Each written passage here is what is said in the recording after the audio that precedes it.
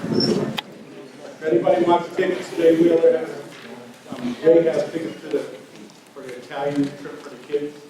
The pasta dinner Friday night. It's $5. It's a different.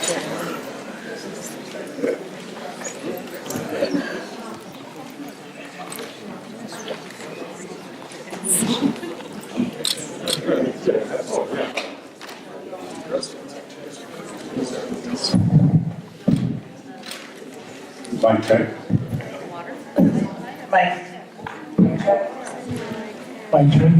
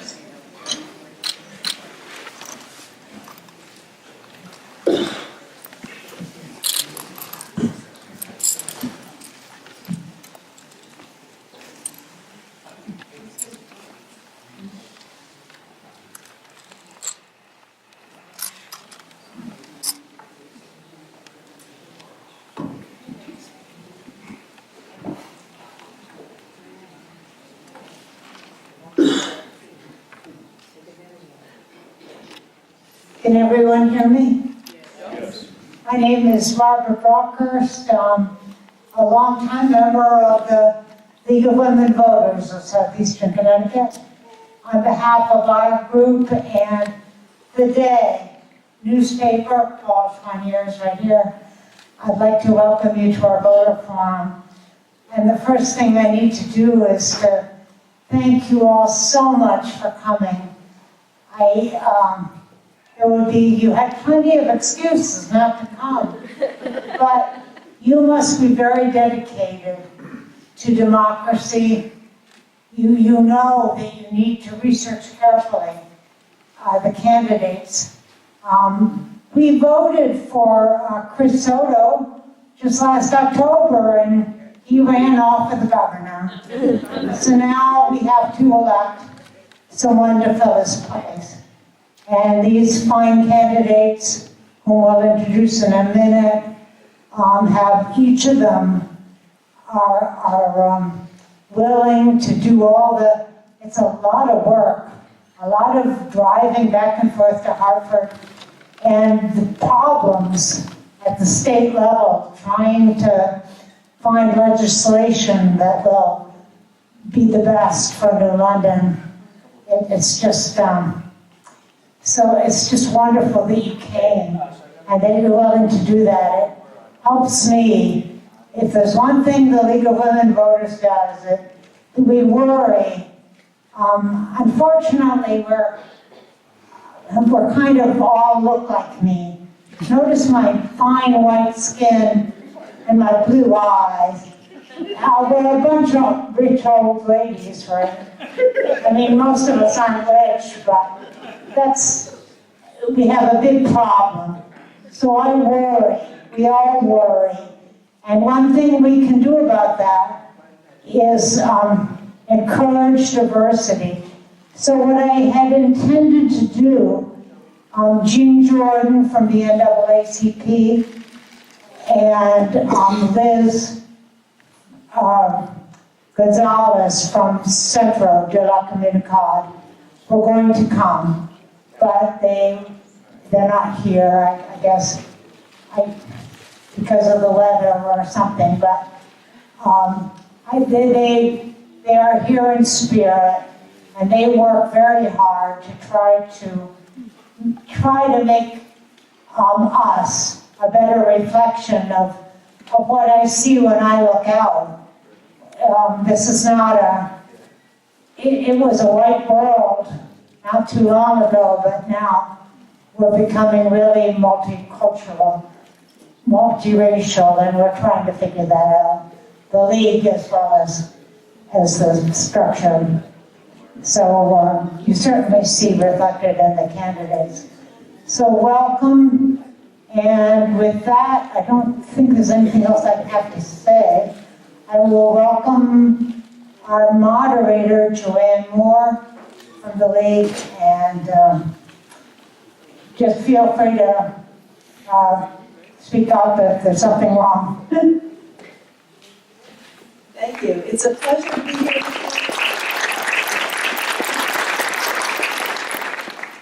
It's a pleasure to be here with you tonight. The League of Women Voters is celebrating our 100th anniversary this year.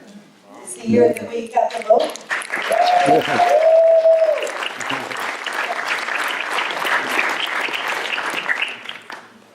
Our motto is empowering voters and defending democracy. And y'all are part of us tonight. This is what we're here to do, is empower you as voters, and so that we can defend our democracy. So I can't echo Barbara loudly enough to say thank you for coming out in this weather, and I hope you all safe travel on the way home. I want to thank you for leaving all the great material out in the lobby, and that allows us to get started here. The 4 candidates have agreed to the rules of the debate. The questions will be asked by the executive, I want to make sure I get this right, by Paul Schonier, who is the editorial page editor of the Day newspaper. He has solicited questions from readers, and that's where the questions will come from, is from readers of the Day, so they're local folks.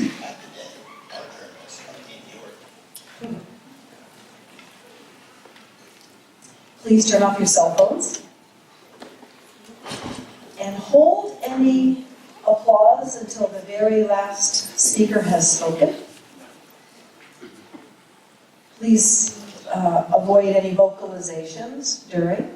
We'd like to have a courteous discussion of ideas so that each idea can be carefully considered. Now with 4 candidates, it's a little tricky to get each question. So we have a pattern that you'll see emerging as we move along. I can assure you that each candidate will speak for exactly the same amount of time when you add it all up at the end. Each candidate will have an opening statement that will last 60 seconds.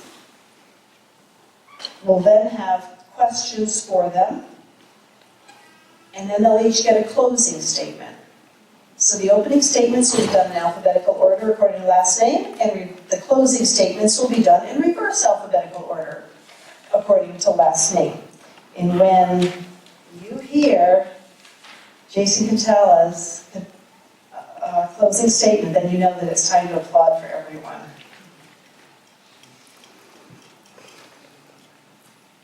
So it's my pleasure to introduce Jason Catala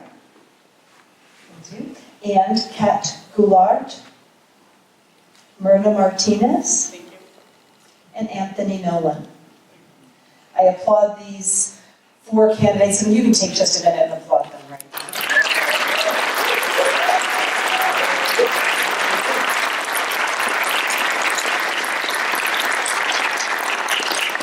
It's really a tremendous effort to run for office, and we really, really appreciate your care and effort for the city and the region here, the district. So without further ado, what you've all been waiting for, Jason Catala's opening statement. This is 60 seconds. I'm just going to interrupt for a minute before we start with the statements. I know our technical people are trying desperately to get a live feed going to theday.com. They're asking for a couple of minutes. Carlos, how are we doing on that? Do we think we're going to get it, or not too much pressure?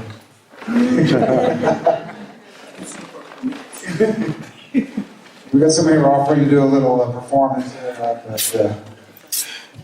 So bear with us, let's give it another minute, if not, we will record it, it will be available in any event on theday.com later. We'll do a little sign repair too here, so. Should I try to dance? Paul, are the warnings at 30 seconds and 15 seconds? Is that what? 30 seconds and 15. Thank you. That's great, yeah. You'll, yeah, our candidates keep an eye out, and they'll give you a warning, and you see the 15-second, you know, you need to start wrapping it up. Here, Pauline, you can come up and dance with me. No, she didn't want to.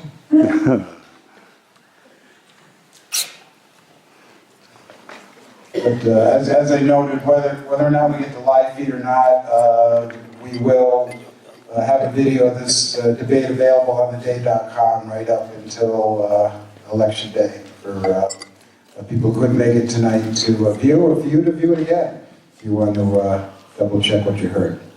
So let me check with Carlos how we're doing. I'm so glad to know this is going to be recorded, because a lot of people weren't able to come. But this is nice. Everybody, the seats are almost filled. I'm just so glad for you to be here. Can you tell when the voting will be? Oh, yes. I'm sure you know this, but next Tuesday you have to vote. Most of us vote, I think, probably at the school, the Harbor School. So, I mean, I'm from here too, so we'll all vote. So Probably 8 a.m. Oh, no, 6 a.m. to 8 p.m., I believe. Polls will be open. And I think this is the only thing on the ballot, the choice of candidates. So there are two voting polls, Barbara? There are two. The District 1 is here at the high school, not at the STEM high school. The other high school, District 2, is at Harvard School where you vote. Oh, all right, so the high school too, the The two. high school and Harvard, right? So both, anyone can go to either school? No, if you're in District 1, you're assigned here at the high school, and if you're in District 2, you're assigned at Harvard. It's where you normally would vote. Okay, I must be in, I think I'm in District 2. You're at Right, so in one, and it's only 1 and 2. Right, that's right, because the third district is, All right, we're good to go? wow, that's great. Okay, so just to clarify, this is 60 seconds. The timers will show a 30-second, and then 15-second, and then a stop sign. And I don't have to ask for music to play when you go over, so you'll see the stop sign. Okay, so without further ado, let me introduce again Jason Catala. Hi, my name is Jason Catala. Thank you everybody for coming, and I'd like to thank the League of Women Voters from the Day for hosting this event. Just a little bit about me. I'm a magnet coach in the New Haven Public Schools. I have a 6-year degree in educational leadership, an MS in elementary education. I've been on the Board of Education for my 14th year now. 1 term on the council. I also teach confirmation in my spare time at St. Joseph's School, and I do a various number of other things in my spare time. I'm a Democrat petitioning on the ballot for a state rep in the 39th district. I bring a lot to the table, a lot of experience. There are a number of reasons why I'm running, and I'll outline those throughout the debate and in the closing statement. But I have some ideas, and the main reason I'm running is I don't want to. I have a 12-year-old daughter, and as I see the governor today talking about all these taxes, it's a mess in Hartford.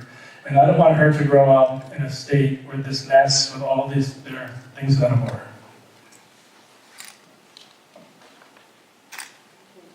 Thank you. And now I'll introduce Kat Goulart. Thank you. Good evening, everyone. Thank you for all coming out on this super cold, super icy evening, and thank you to the Day and the League of Women Voters for hosting us. My name is Kat Goulart. I'll hit the resume points as we go through the debate. In my opening, I'd like to highlight a couple of things for you.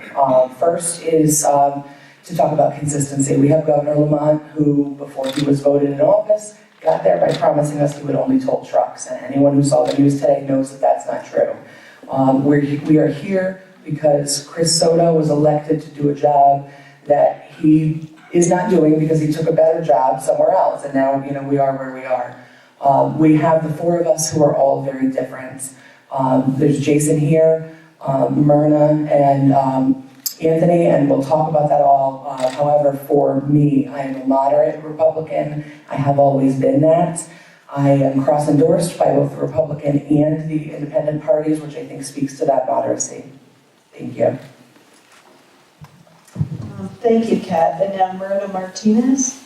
Good evening. Thank you again, League of Women Voters and the day for giving all candidates a voice here today, and everyone for coming out despite the threats of difficult weather today. I am a third-term Board of Education member, have served as a president of the Board of Ed this past year, and as I'm a teacher first though, and at some point teaching realized that there were structures in the classroom that were preventative of us moving forward, and I heard that it had to do with policy. And so my love of policy began from there and has been blossoming into something larger right now, looking at many different areas that create structure for us residents here in Connecticut. We've had wonderful assets in the state, natural resources, but we also are we are the 41st in infrastructure and 41st in fiscal stability, and we need to put things into place to help correct the path that we are in, which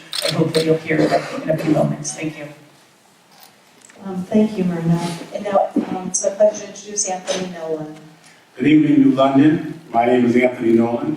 I'd like to thank the Women League of Voters and the Day newspaper for having us here this evening. Thank you for coming out in this weather. Within a month, I will be 19 years as a New London police officer. Along with that, I was a school resource officer for several years in all the schools. I was the dean of student at Isaac School. I served on the Board of Education. I believe it was in 2007. The past 7 years, I was on City Council. I have 2 years as president on City Council, and am United States Navy veteran. Every day I walk the streets and see how our neighbors are struggling to pay bills, struggling to pay co-pays, getting good jobs and health care. I have some ideas on how Hartford can give us the help we need, like raising the minimum wage, changing some of the laws as far as criminal justice, and I was told to stop. Well, you'll have more time later, Anthony. Okay, so now begins the question portion of our evening. And the first question will go to Jason Katawa. So, Paul? Yeah. Oh, and he will speak for 60 seconds. You will be debating with Kat. Correct. He will answer the question for a period of 60 seconds. And then Kat will answer the same question for a period of 90 seconds. The same question will then go to Myrna and Anthony, and they'll each get 30 seconds to respond. And as I told you in the end, they'll all get equal time. But this is how it starts for the first question. You ready? All right, as was noted earlier, when we announced this debate, solicited if there were questions from the public to email me, and I got loads of questions. I can't get to all of them just because of time constraints and where it made sense. I tried to sort of merge multiple questions, but I thank the public for their response to that request. We got a lot of questions. Some of them are candidate specific, but certainly all the candidates will have an opportunity to comment if they so choose, and others are general. So we start with Mr. Katala. The question that came in noted that during your current term on the Board of Education, you were censured by your fellow Board of Education members for failing to follow board procedures. You can't work with a few fellow school board members. How can you effectively represent New London in the legislature? Is the question. Good question. I think that the censure was, it happened in new Board of Ed, new processes, new things happening with the school board. I think, and I know that the fact of the matter that I like to take things and write factual letters to the editor of the paper everything that I write in the paper can be fact-checked. All of my comments at meetings, there's a lot of give and take as well. You know, there are people who come to our board meetings, and at the same time, you know, our board chair would be extremely disrespectful to those individuals to a point where they leave our district. So the censure to me, and I did write a letter and I did respond in another article, really didn't mean anything. It meant to me that I was speaking up, and when I go to Hartford, you know, you're going to get the same Jason. You're going to get someone who's going to go up there, who's going to be, as we say, maybe rustle a few feathers, maybe not go with the flow, but you know, at the bottom of the day, at the end of the day, when the decisions that I'm making are for the citizens of my town that I've lived my entire life. Okay, now, And now, Kat, you get 90 seconds for that question. We talked about Jason, all right. Again, the candidates, you have the time, it's how you want to use it or not. You're not obligated to respond to every question, but This we want is to give not going to everyone. get awkward at all. I have been following Jason's career for the entirety of the time that I've been here in New London. I think it's incumbent upon us as voters, as residents, to know what our elected officials are doing. I believe that part of the issue with Jason is that he used to be a Republican and is now a Democrat, and he switched, you know, in order, I believe, to get some more votes there, and that is where people question him on that. And when I was speaking earlier in my opening statement about consistency, I haven't changed parties, win or lose, and unfortunately for me, it's been lose because there aren't a lot of Republicans there. I do have a very moderate platform. I believe that I have a history of advocating for everyone in the community, regardless of party. That said, I think that Jason's done a tremendous job on Board of Ed, and I would like to see him stay there. So I don't want you to think this is just a beat up. However, I think that we do need some consistency in Hartford. We need someone who can be effective and make change without necessarily digging in their heels and having to fight the other parties for it. Thank you, Kat. Now, Jason, you get another 30 seconds to respond. I just want to say that I was a Republican, and I was a very successful Republican. I won 3 terms to the Board of Education as a Republican. I won a term on the council as a Republican. When I was in my 3rd run for Board of Ed as a Republican, I came within 10 votes of being the top vote getter. There were many reasons why I turned Democrat. My whole family is Democrat. They've been after me, hounding me since the day I turned 18 to be a Democrat. And I felt, lost the Board of Ed election by about 30 votes, that was the time to be a Democrat that my mother had been begging me and my family had wanted me to do, and I've been successful as a Democrat. Okay, thank you. Now, Myrna Martinez, you get 30 seconds to discuss that question. Or any question that I choose, right? I think it's important for every person to stand on their own merits, and we can look at another individual's performance or behavior, and everyone can judge for themselves. I'm going to say that for myself, I have served for 3 terms, and I'm continually doing something that people tell me isn't possible. For instance, this last time, getting on as a third-party member, it's not possible. Well, I'm here on the Board of Education, and I've continually been able to work with different groups to be able to move forward. Thank you, Myrna. Anthony Nolan, you get 30 seconds. How you doing, Jason? Hanging in there? Keep hanging. All right. I'm just going to say something similar that Myrna said, but I'm going to say it because there are others up here that think that I shouldn't go up to Hartford because of my position at the police department. I've been a city councilor for 7 years. I was elected city council president for 2 of those 7 years. I know that nothing at that job that I do would stop me from going up to Hartford to do what I have done for New London for the past 7 years. Thank you. Okay, we've made it through the first question. Now for the second question, Myrna Martinez will get 60 seconds, and then Anthony Nolan will get 90 seconds, and then Myrna, you get 30 seconds again. And then Jason, you'll have 30 seconds, And Kat, you'll get 30 seconds. Okay? Hope we fall into a pattern here, we'll have to go through every time. So just a quick, before I ask the question we got from the readers, Murray, just kind of a quick yes or no, since you are on the Board of Ed. Yes or no, did you vote to censure Mr. Catala? Yes. Okay, thank you. So the second question we have concerns the Millstone Power Station and energy issues.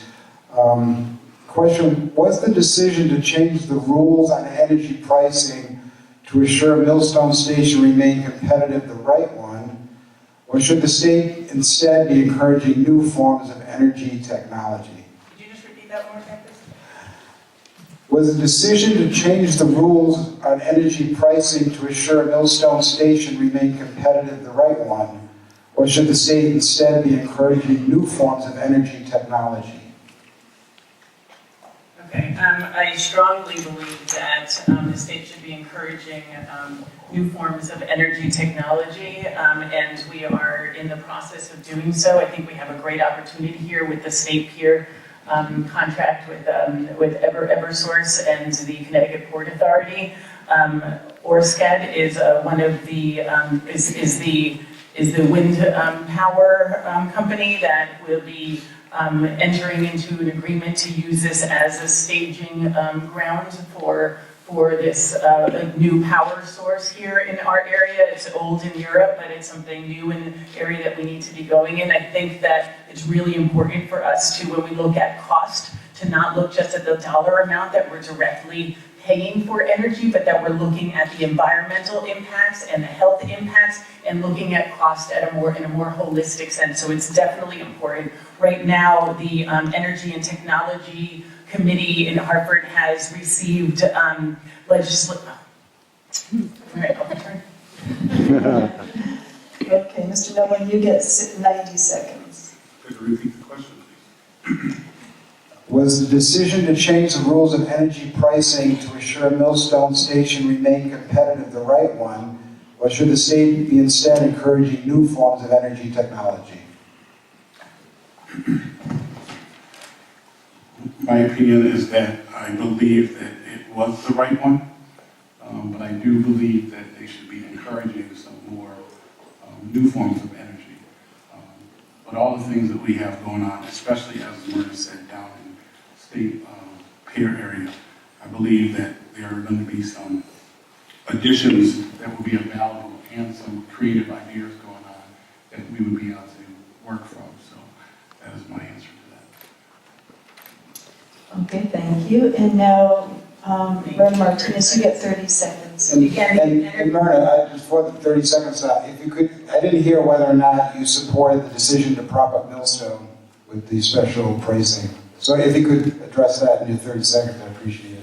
I think that the most important thing is but I would like to respond my way. I think the more important thing is to look at alternative sources of energy. Right now, the Energy and Technology Committee has received a concept to demand 2,000 megawatts minimum for energy in the state, and I think that it's really minimal looking at what other states are doing, but absolutely vital. The Solar for All program has increased solar panels for the Black community, and that's been a great success, and this is the path that we need to be moving forward for more jobs in a futuristic way, not staying on the same thing. Thank you. And Jason Catala, you get 30 seconds.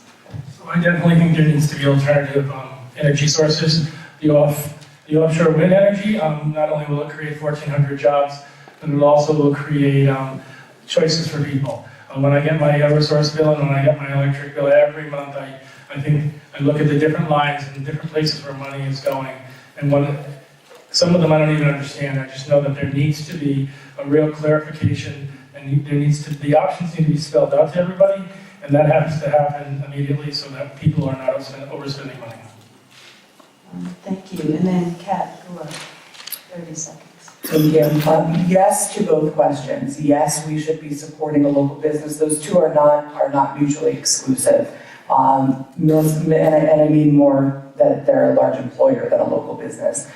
They are large employers in the area, they do provide a service. We don't have a magic wand that we can just wave and get into green energy at this moment. So we need to keep moving what we have, make sure that it is working well for us while we're developing those new technologies. Great, thank you. Now, the third question will begin with Jason getting 60 seconds, then Myrna getting 90, and then Jason getting 30 again. This is a question in one form or another I got from quite a few of our readers, and it's to Jason, correct? Do you have any ideas for reducing state spending or taxes? Yes. The first proposal that I would like to see happen in the state of Connecticut is to reduce the term limits for state representatives. Currently, state reps can serve for 10 years, get a full benefit package upon leaving office. I did some research with 151 state representatives. The number of them get their 10 years in, they retire, and we pay lifetime benefits for them. So I feel like, and what my goal would be is to get in 6 years, get my work done, and then step down. Right there, another thing would be to reduce the number of state representatives. We're relatively a small state. There's 151. We could cut down to 130. New London should not have 2 state representatives. One could cover the entire district. I think there needs to be commissioners. We have way too many commissioners. We could cut 5 to 6 of them, would save a large amount of money. That would cut taxes. We have a number of different commissioners. Overtime, there's a ton of people making exorbitant amounts of money in overtime that could be cut. Okay, thank you. And then Myrna Martinez, you get 90 seconds. Sure, thank you.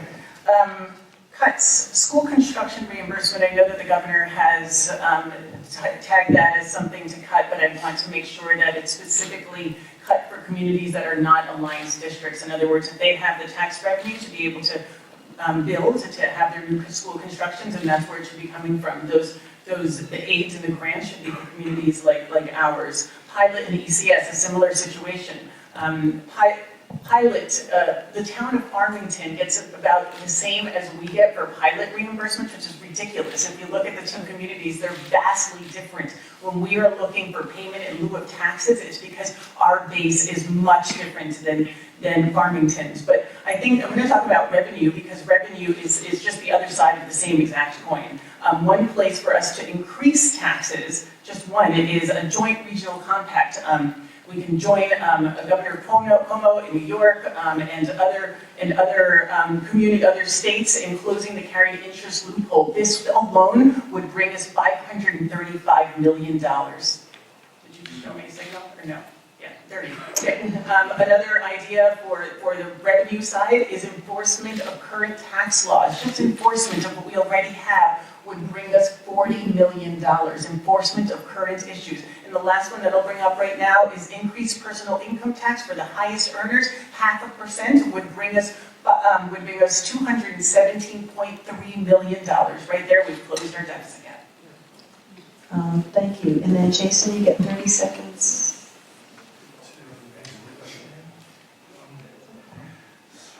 So, I think that we also need to be cognizant of the different taxes that are going to be implemented. I think the minimum, I'm definitely in favor of a $15 minimum wage spread over time. I think it's going to be important, and we're looking to save on taxes, is that we should be looking at ways to the casino dollars and the lottery monies, where those dollars are going. I was looking at a bar graph, and I don't believe that the state is using casino dollars and lottery dollars the right way. So if they were used appropriately, I feel like that we could be cutting taxes. Thank you. And then Kat, you get 30 seconds. Well, this is going to go quick. We have a lot of waste in Connecticut, and I have said a million times, and I will continue to say it, that we need to cut the wasteful spending. We have a lot of waste. It is everywhere. You know, you take the Springfield to Hartford Railway, for instance, or Hartford to Springfield. It costs us $26 million a year to operate that, and it's only generating $2.6 million in ridership. That's the first place. Having a state job should not be like getting the lottery. I think we need to open up those contracts and renegotiate those as well, and I'm sure I'll get to touch on more later. Thank you. And then Anthony, you get 30 seconds on that question. Could you repeat the question? Do you have any ideas for reducing state spending or taxes? Thank you. Today's Connecticut economy is based on services, particularly tech services. So the idea of why would we pay sales tax to buy like a candy bar, but not to visit an attorney's office? So I think that we would have to start taxing services to try and create revenue. Okay, Anthony, thank you. The next question will go first to Anthony Nolan for 60 seconds, and then to Kat Goulart for 90 seconds, and then back to Anthony for another 30 seconds before Myrna and Jason each get 30 seconds. And Mr. Nolan, so not only in this special election, but in the lead up to the election we had in November, I heard from many frustrated New London Republicans who feel their views about reducing the size of government and cutting taxes are ignored by the Democrats as city sends to Hartford. So I was wondering what you might have to say to them. Nothing. All right, thank you. That was a quick 60 seconds. And Kat, you get 90 seconds for that question. Would you repeat the question one more time? I was saying, in lead up to the November election, also in the special election, I heard from many frustrated New London Republicans who feel their views about reducing the size of government and cutting taxes are ignored by the Democrats as city sends to Hartford. And I was wondering what the candidates might have to say to them. Well, a lot. I'm one of those frustrated Republicans who feels as if she hasn't been heard. Part of the job that a state representative, I mean, really truly the only job that we're sent to do, is to represent our city in Hartford. And it is not to bring our own agenda. It is not to bring a party agenda or toe the line. It is to listen to what our constituents say. And by and large, the Democrat representation that we've had for 40 some odd years has not been doing that. You can see that by the rise in our property taxes, by the rise in all of the taxes across the state. And hardworking New Londoners are taxed and feed to death. And until we start at least acknowledging that there is a problem with that one-party rule, we're going to continue to circle the drain. Thank you, Kat. And I'll give you another chance, Anthony. Would you like 30 seconds on that? When I vote and make decisions for the people of New London, I do it for everyone. Thank you. And then Myrna, you get 30 seconds. 30 seconds is enough, but it's not enough. But I think the question here is not about too much government, it's about good government. We are number 3rd in the country for likelihood for people to leave our state, and Vermont is number 1 in the country for people likely to come into the state, and it has to do with having a government that people want to come into, incentives to want to stay in the state or not leave the state. And I think there are plenty of issues that we can overlap with Republicans, and I know that we can overlap. I was on Steve Elsie's show the other day, and there was plenty that we agreed with, and so I don't think it has to be a partisan issue. Thank you. And Jason Cattell, 30 seconds. For me, the big question is how we take our concerns and the city's concerns to where they need to be. What rings my bell right now is the Board of Education over the last several years, getting 0 increases from the city council. We plead with every one of them. This year we're back at it again. I feel like perhaps we need more collaboration between the two bodies and also with our representatives in Hartford so that we can do the better for all of our people and our citizens in New London. Thank you, Jason. Okay, so we're on to the 5th question. And this one will go first to Jason for 60 seconds, and then to Anthony Nolan for 90 seconds, and then back to Jason for 30. And then Kat and Myrna will each get 30. The question is basically, how would you vote if a bill to legalize recreational marijuana was raised in the legislature, and why? For me, that's a tough one for me, because I know people who smoke it. I never smoked it in my entire life, so I don't know the benefits or the lack of benefits from it. If I'm in Hartford tomorrow and this bill comes up, I do not support it. I'm a teacher, I'm an educator, and I've seen people who get addicted to it and they don't work. You know, they get this lazy way about life, and I was doing some research. You know, there are benefits. I totally support medical marijuana. I just don't know that at any time as an educator, how can I support a drug that's been illegal for so long, and then turn around and say, okay, it's okay. I'm a dear teacher. Don't smoke, no drugs. Preaching it for 25 years now as an educator. I just feel like I would be a hypocrite to turn around now and say, it's legal, and then what are we going to do with all the people who are in prison for it, and all the different people driving, and there's no way to test them if they get pulled over. There's just so many pieces to the puzzle. It's going to happen. It's going to be legalized, and I will support the bill when it happens, but I won't be the one voting for it. Thank you, Jason. Anthony Nolan, 90 seconds. I would not support this bill, though I would have some items that I would like to see instilled into the bill, because I do believe that it is going to pass. The items that I would like to see, of course, is fight for stricter regulations for our children. I would also like to see those that aren't the millions and billionaires get some kind of piece of the pie in regards to the funds that the millionaires and billionaires always make when they control things. I would fight for the release of those incarcerated on prior convictions of marijuana. I will fight to expunge records of those previously convicted of marijuana. I will fight for incentives for the industry to hire offenders. I will fight for improved education studies for police and fire personnel to obtain a better message of detection for the marijuana. And finally, I will not put my name on a bill that supports recreational marijuana. Thank you, Anthony. And Jason, you get 30 seconds. Laura? So there definitely needs to be a lot of research on it, because as Mr. Nolan says, it's going to pass. It's going to happen, and we'll do some research. We'll look at Massachusetts, look at the crime rate has gone up there. Look at Colorado, crime rate, absenteeism has gone up at work. All those things will have to be looked at, and it's going to happen. I'm not judging people who smoke it, but there'll have to be a very detailed bill about how we're going to go about regulating it, selling it, or who's going to get the rights to sell it, where are you going to sell it. All those things have to be in place. Thank you, Jason. And then Kat, you're next for 30 seconds. Thank you.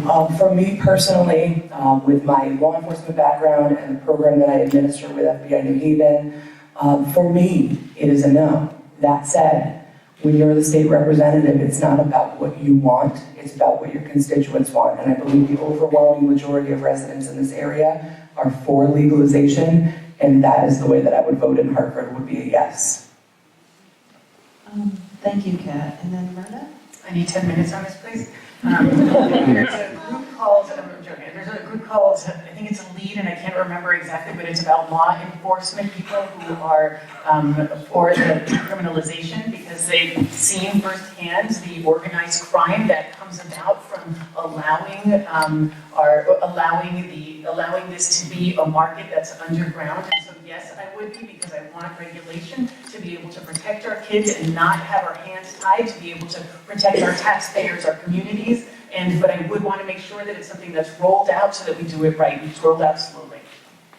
Thank you, Myrna. The next question will go to Kat Gulart first for 60 seconds, and then to Myrna for 90 seconds, and then to Anthony, and then Jason. Do you support or do you oppose returning tolls to Connecticut highways? This is a fun one. I am a staunch opposer of tolls. until we even begin to address the waste that we have in our state government, things like that I touched on earlier about the railway expenditures and the fact that it costs nearly $500,000 per road of highway to maintain our roadways here in Connecticut. The fact that benefits packages are 33 times more generous in the state jobs than it is in the private sector, we absolutely cannot ask our residents to reach into their wallets for one more dime. Okay, and then Myrna, you get 90 seconds. I don't want to see tolls, but I think it's an inevitable piece due to our $1.5 million deficit. I think we need to diversify our revenue intake, but I would want to know that I'd put every effort in to make sure that we are not taxing, that we have tax abatements for, or that we have reimbursements for people who are commuters, for people who are residents, even in New London, even Connecticut license plates. I do want to take advantage of all the traffic that comes in here for the beaches in the summer. We've got wonderful resources and people take advantage of them, and so therefore we need to be taking care of our roadways. I think another piece of this is making sure that our way stations are properly taken care of and manned. It's a preventative for accidents and making sure that we don't have trucks that are overloaded and that they are paying for uses of roads. It's really important, though, that we understand that this is not how we're solving our fiscal situation. An incident report found that in 2011, 725,000 households making less than $48,000 paid 23.6% of all of our taxes, as opposed to 15,000 households making $600,000 to 2 million paying 7.7% of our taxes. So we need to diversify. Thank you, Myrna. And then Anthony, Helen, you get 30 seconds on that. Am I wrong? Oh, that's right. I'm sorry. Didn't mean to shortchange you, Ken. That's okay. Thank you. 2 points I'd like to make. One is, even in the phrasing of the question, is do I think it's a good idea to go back to tolling? Just that idea itself tells you that tolling is regressive. We've already moved away from it. It's super, super costly. I don't think that we need to return to it. And I'll leave it there. I have another point that I will get out after. Thank you. And now Anthony, now what? I believe we're all tired of paying for the damage from out of town trucks that come through our highways and byways. I think that tolls are gonna come eventually. My idea that I received from some constituents on a few different occasions is that we only have tolls in the beginning and the end of Connecticut, that we put speed traps in between to slow down traffic and to increase fines to make revenue for those who don't know how to slow down. Thank you, Anthony. And then Jason? I do not support tolls in any fashion proposed. I think, remember back in the early 2000s, gas was about $4.50 a gallon. All the business owners would get and they still get it on a lot of their bills, a fuel fee that they have to pay. I feel like with tolls in place for businesses, and there'll be a toll fee on a lot of our small business owners, and that's an unnecessary fee that would be put in place. Was at a doctor's appointment the other day, and I don't know. Thank you. And the next question will go first to Kat for 60, Jason for 90, and then Kat for 30 again before Anthony and Myrna each get 30. You're all busy people holding various positions on local boards, commissions, and in addition to your work life. The question was from a reader, if elected, do you plan to make any changes to the commitments you face in order to free up time to adequately serve in the legislature? All right. I work for myself, for those who don't know. I've been self-employed in some way or another since I've been 23. For those that know me, they'll probably, I would assume, tell you I volunteer more than I work. I love the community, I love to be out here, I love to be serving the people in any capacity. That said, my schedule is completely flexible. I have, currently right now, I haven't even worked the last couple of weeks. This is really, really important for me to be able to get out, to meet people, to do things. I'm juggling, unfortunately, a father that's in the hospital, and I'm doing this as well. I would continue to put my service first and foremost and work when I have time. You know, the job is Monday to Thursday during the day. You know, you have to make accommodations. This is a service position. It's not a windfall by any means. And I think that I have a heart to serve, and I would question the other folks here, as they are all holding city positions and everybody's got full-time jobs, whether they have the same amount of time to give. Thank you, Kat. And then Jason, 90 seconds. So I'd like to think that I'm really good at managing my time. I currently do have a full-time job in the New Haven Public Schools. I don't have a classroom. I could go half-time in that position. I would get rid of my 2 part-time jobs at a local package store and at the Covenant Shelter. I would have to let those positions go. As far as the school board, I would remain on the school board. And if I'm able to continue, if I'm able to do that and finish on my term on the school board and have a tight-knit family help at home, I would not rule out running again for school board.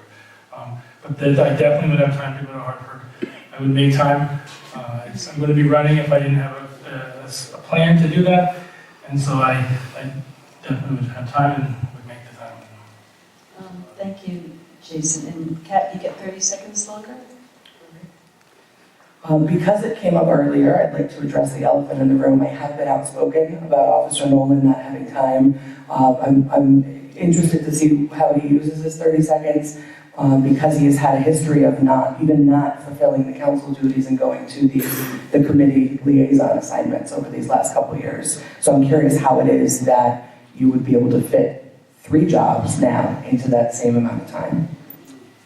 Okay, Anthony, you have 30 seconds to respond.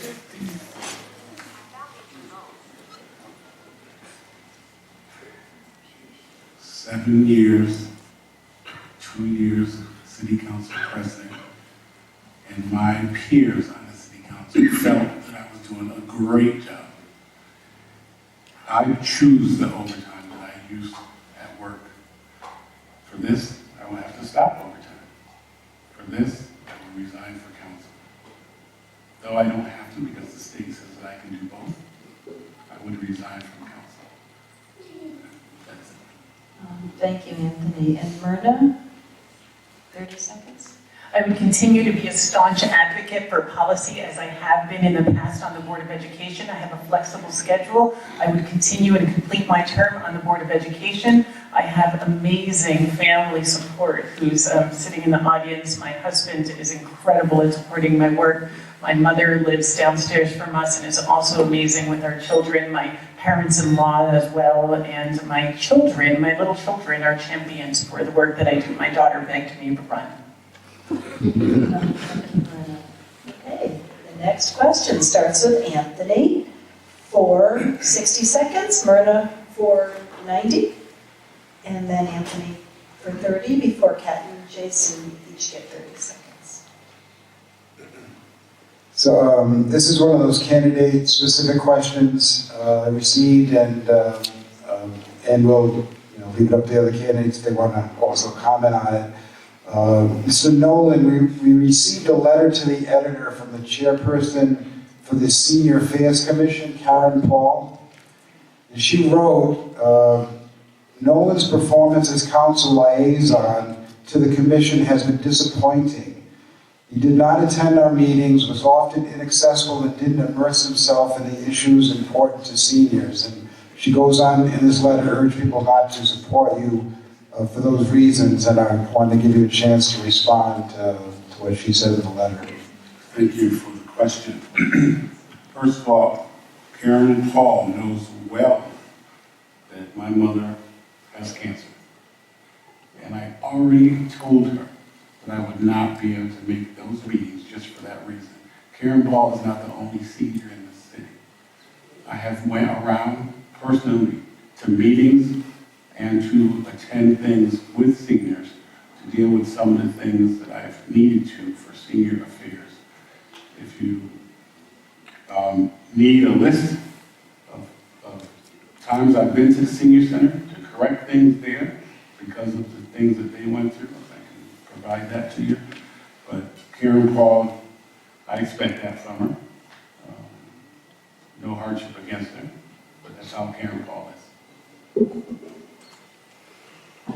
Thank you, Anthony. And then, Myrna, you get 90 seconds. I must say this is a difficult one because I do not intend to run a negative campaign. It's not my style. Like I said, I believe in running on my own merit, but for the sake of transparency, when asked directly a question like this, I think I do need to be honest. When I've served as board president, I did find it difficult to communicate with Anthony Nolan regarding his time he had on the day of the first reading of voting for the budget, when I approached him after trying to chase him down to answer any questions or bring responses back to him that I couldn't answer. He told me that he hadn't read the budget and that it was okay. It was just to show the public that we were moving forward. And there were other concerning situations regarding knowing and understanding of the issues, yeah, like I said, it's honestly an uncomfortable one for me because I do believe that I would want people to look at me not in comparison necessarily to someone else, but based on my own merits, my own ability to research, to gather information from others, from resources, my immense dedication to the time that I have put in, not just to the issues that I am assigned, but all of those that surround and end up making the complete puzzle. Thank you. And then, Anthony, you get another 30 seconds to respond. All I'd like to say is that for 7 years, 2 years as city council president, I've done my job. That's all I can say. Doesn't take 30 seconds to say that. Okay, so Kat, you get 30 seconds, and then Jason. Conversations like this are uncomfortable, but I think that they're important to have to evaluate who does and who does not have time to dedicate to this position. And I'm not trying to pile on you, Anthony, but I've been actively involved in issues with the New London Housing Authority for a number of years. And in the time that Mr. Nolan has been the liaison, I've been there more than he's not, I have been there rather more than he has. And that is disappointing as a resident. I'm not being paid to be there, I'm doing it for love of community. And it is tough when we have someone who's being paid to be there that's not. Thank you, Kat. And then Jason, you get 30 seconds. For me, it's important to talk about my service. People do have things that come up. The only board meeting that I did miss is when my mom passed away. In my 14 years of service and my 2 years in the council. So things do come up, and that has to be respected. But for me personally, I don't miss meetings. I go to my meetings. For some time, I was on policy, curriculum, and different kinds of committees, and I missed a few curriculum committee meetings, but right now I haven't missed a policy meeting since I've been chair of the policy. My record, I go to meetings, I was elected to do that, but I'm not going to talk about other people's records.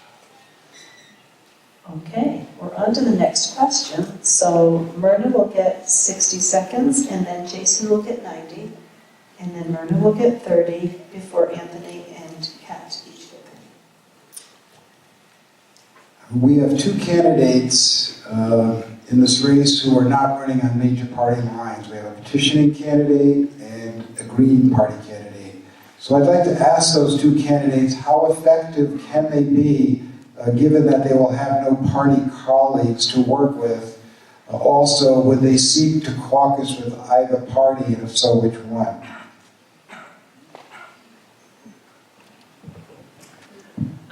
I would caucus with the Democrats, and obviously there are a bunch of other caucuses to join, like the Black and Puerto Rican caucus, and the Progressive caucus, and the Women's caucus, which is growing happily growing and becoming more robust in identification of women. But I must tell you, looking at my past service here in the Board of Education, there are times, I think specifically my first term, where it was difficult to move something along because of my party affiliation, but I found other ways, as in engaging with other groups who had similar agendas, but using my pulpit as a board member to get things done. There's more than one way to skin a cat, and there's, I also do know that there are a lot of legislators that are willing and excited to be working with anyone who agrees with them on their issues to help move the issues forward. Thank you, Meredith. So Jason, you get 90 seconds on that question. So in watching today's budget proposal by the governor today and getting to see the Democratic responses and the Republican responses, I'm a Democrat, just on the petitioning line because of the process not being able to primary. So I would be caucusing with the Democrats. On my record on the Board of Education, I think it's beneficial that I did have time, 6 years as a Republican Board of Education member and 2 years as a Republican City Councilor, and then in my 4th year serving as a Democrat Board of Education member. So I have the experience working in both parties. I was a Republican, I was voted secretary of the school board, so I know how to work with both aisles. I believe that there was a question talking about bipartisanship that we received from the day on an issue. And I feel like that all issues that come forward, you caucus with your Democratic team, and then you come out and you vote, whether it's with the Republicans or not, with the Democrats, you vote for what is right for the town that you live in. And that's how I like to consider myself, as being a bipartisan person, but I would be caucusing with the Democrats. Thank you, Jason. And then that goes back to you, Myrna, for another 30 seconds. Thank you. I want to remind us that when the governor-elect had his inauguration, he called on Connecticut to, or all of us on Connecticut, to reinvent Connecticut. In a sense, that's part of the voice that I am here to do. I come from a different party, and I have the ability to come in and do what I need to do in order to be a part of reinventing Connecticut. There are problems with the process that we've seen, and yet I've been able to surmount and get CEP funding, and I've been testifying for years in Hartford, and I do have connections up there. Thank you. And then Anthony Nolan, you get 30 seconds, and then Kat gets 30. For 7 years, the same people have complained about Anthony Nolan not being able to do certain things.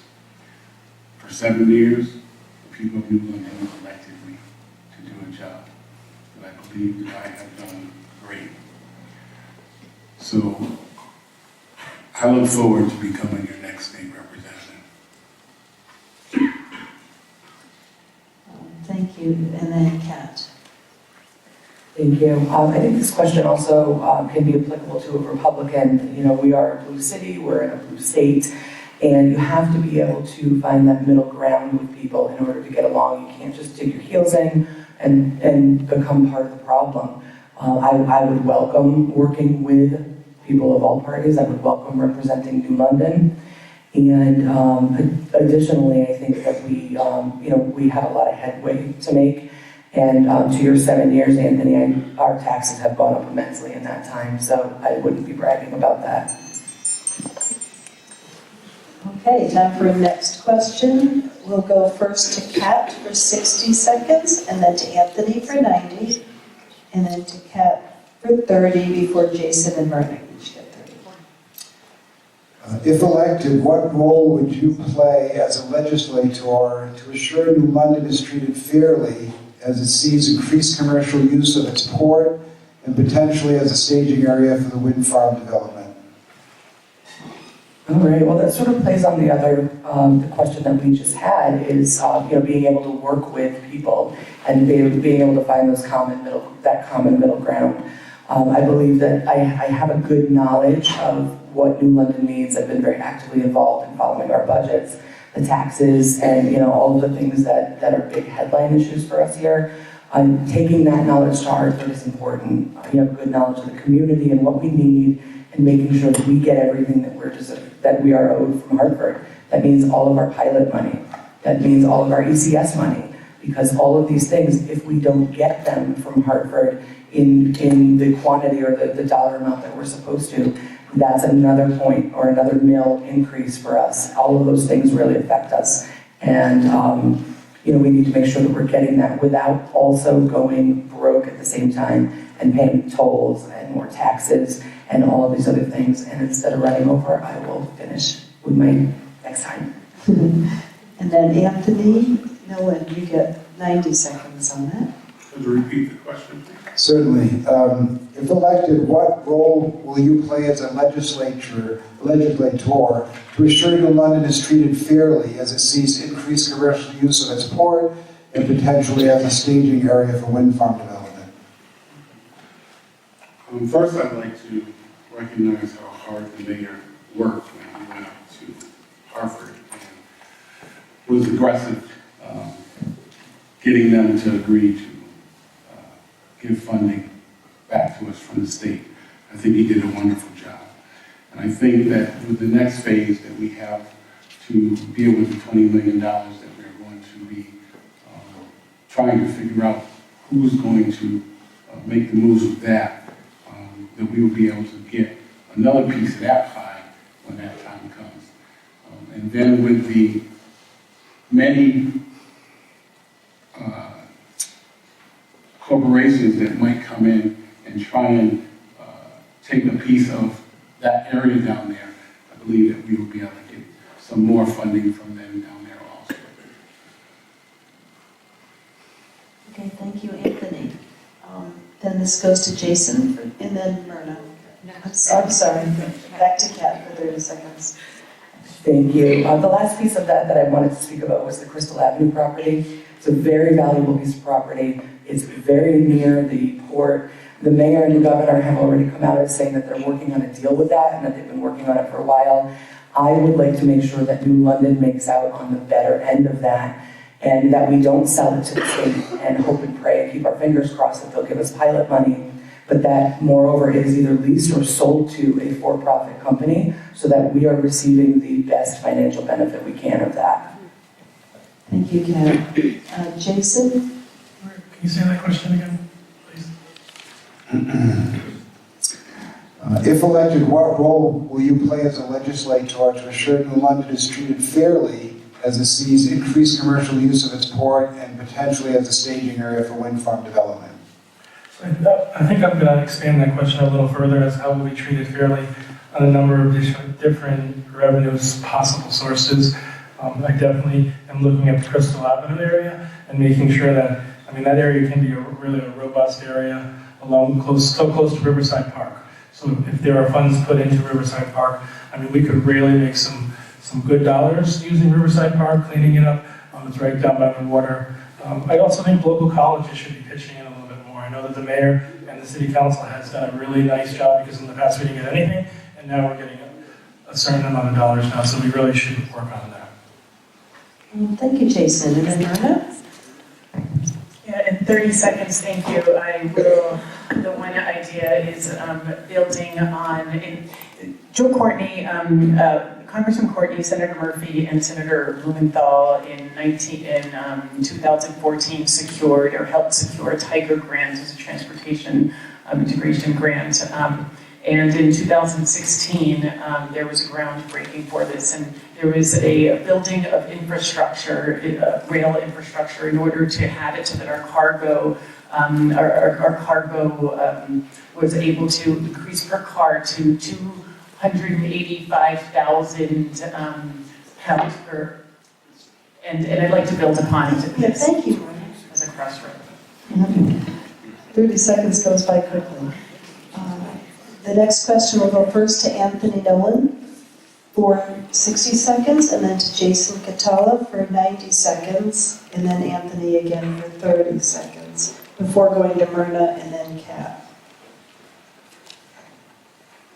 Governor Lamont today called for expanding the sales tax to most everything that's now excluded, professional services, digital downloads, personal services such as barbers, beauty salons, veterinarians, renovations and home repairs, to name a few. Would you support this approach to raise additional revenue? I think that goes back to what I said earlier about revenue and how Connecticut doesn't get any money from service. I think in taxing services, that is going to help close the gap on the revenue side. I believe that I will be supporting that, and I just think that that is a way for us to build and do things that would be similar to paying taxes on candy bars. It just closes the gap between the things that we're paying for now. It equals the playing field. Thank you, Anthony. And then Jason for 90 seconds. So the state of Connecticut really does need to look at, it is a mess. It's ridiculous. I have the list on my phone here. There's hundreds of things on here. Expand taxes to boarding and training, waste collection, hotel and tourism. Everything's going to be taxed. Will I support all of these? Absolutely not. Are there some that maybe I would support? The question came up, would I support ammunition, or maybe a 10% increase tax on ammunition? There's an area that might be taxed. But everything here, you know, we have people, back to my doctor's appointment story. I was at a doctor's appointment, and the doctor was telling me that his next patient can't come in because they can't get there. Because the bus takes 2 hours to get there, the local transit bus, and they don't have the $2 fee to get there because they got to switch several different times. So then back to taxing, textbooks, college, professional schools, everything's going to be taxed. If anybody's going to support all of these taxes, then they should not be going up to Harvard. I will not be supporting these. I'm looking even here in New London. You know, we're paying a stormwater fee. I know a local business owner who pays $4,000 twice a year, and they're pitching into our economy here in New London. So at some point, and my whole theme this whole time is enough is enough. We're just taxing people out of our state and our city, and it has to stop. So I'll support some of these, but there's no way you can support all of those. It'd be ridiculous. We have to look at how we're spending our money. We have to look at staffing numbers. Thank you, Jason. That's great. And then Anthony, you get 30 seconds. I agree with what Jason said in regards to not being for everything. I think that's like saying that there's going to be grocery tax. As you can see, there's no grocery tax. I don't know where that came from, but I know that someone said that I was for grocery tax. There are no grocery tax. So of course it's not going to be for everything on the list, and it usually never is. So it's just things that you have to decide when you get up there. Okay, thank you. And then Myrna, 30 seconds.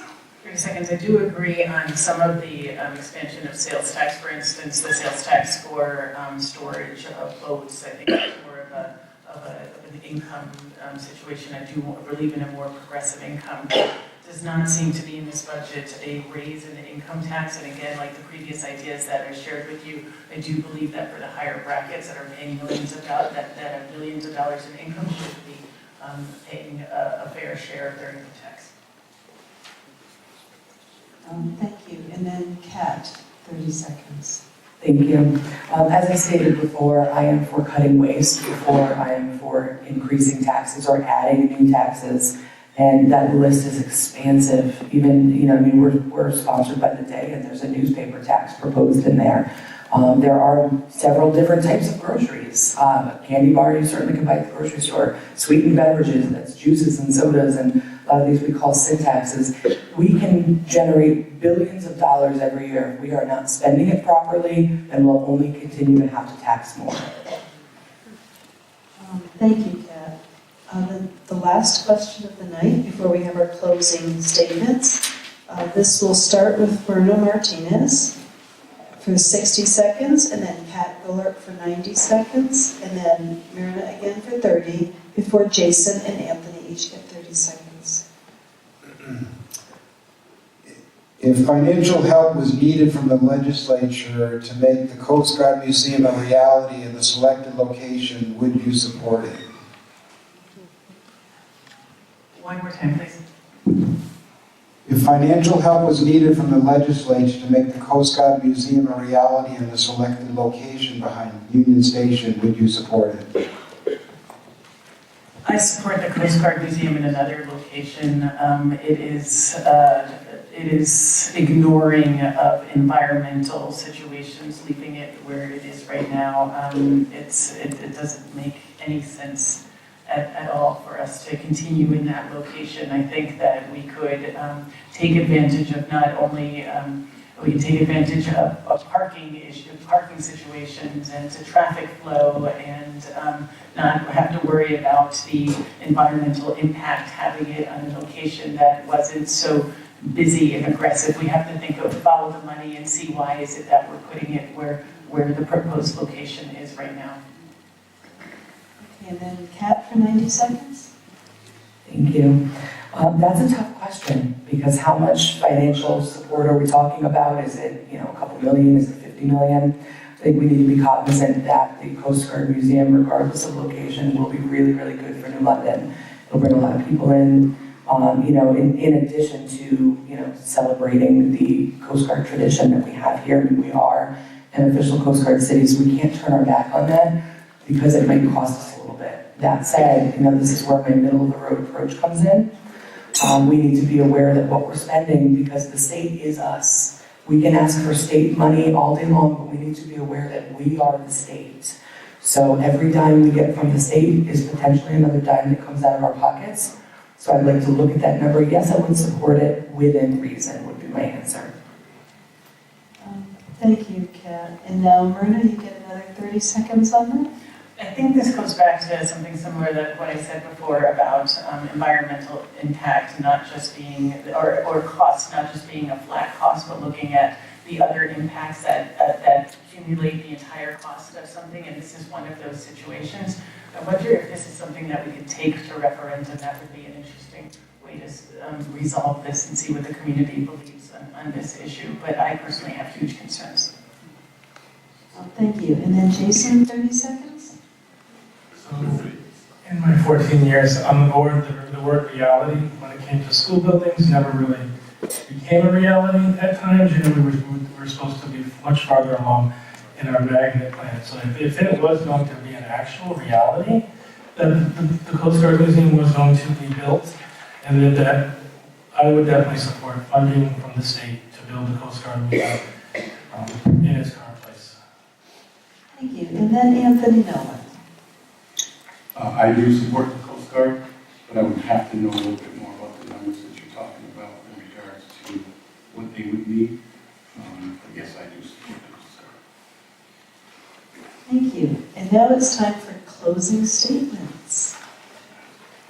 And this will go in reverse alphabetical order. So it'll be Anthony Nolan first, Myrna Martinez second, Kat Goulart, and then Jason Catala. And they each get 60 seconds. So Anthony. Thank you. Once again, I'd like to thank everybody for coming this evening. And I'd like to thank the League of Women Voters and Dave once again for having this event for those people to come out and hear what the candidates have to say. I'd like to also thank Chris Soto. Even though his shoes will be big to fill, I am honored to have his endorsement. As a school resource officer, a peace officer, I understand the safety and concerns of the New London residents. Being on city council, I navigated 7 budgets. I know how state aid will be positive for the community. And 9 years ago, tragedy in our community, which divided us, happened. I was part of the New London Youth Talent Show, helped bring the community together again. I'm ready to be state rep. I will keep open doors and open ears and bring your concerns to Hartford. Thank you once again. I hope you vote for me on February 26th. Thank you, Anthony. And then Myrna Martinez. Again, yes, thank you, everyone, for being here tonight. I do want to go back, because I find it so important in my beginning as a teacher, that the recommendations that I put forth for revenue recommendations are those from the Connecticut Voices for Children, and they have many more beyond that that are really worth us looking at as a community. I also would like to thank Chris Soto. He supported my previous run, and I don't believe that I would be here in this seat as easily if it weren't for him. I was happy to vote for him during this last term on the Green Line due to his support, and I have no grudge for him at this point needing to go along with the party choice. I am really excited to have the opportunity to possibly be your first woman representative in the state legislature, and I hope that you can support my common sense, humane solutions for our state. Thank you, Rena. And Kat Goulart.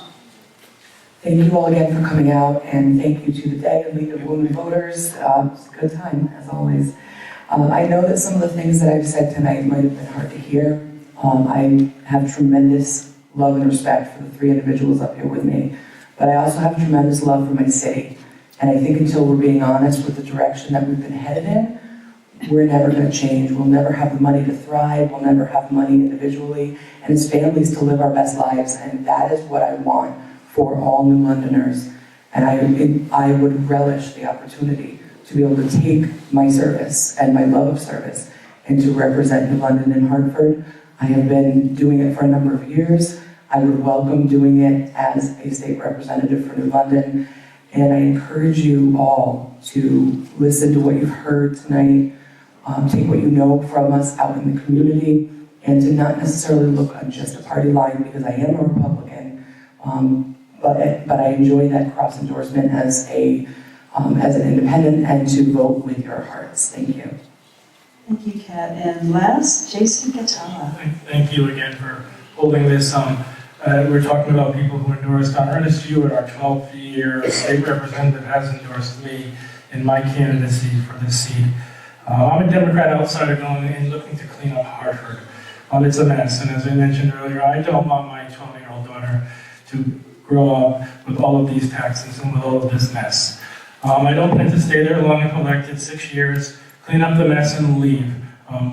Growing up, we didn't have much, single parent, but we had a close-knit family. We made do with what we had, and we did the best that we could.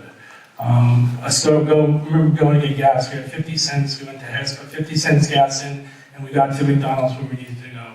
And we were very pleased. You know, people are living in, are having problems. You know, all these taxes are just going to make it harder for people. It's going to make it harder for all classes. So that's the reason why I'm going.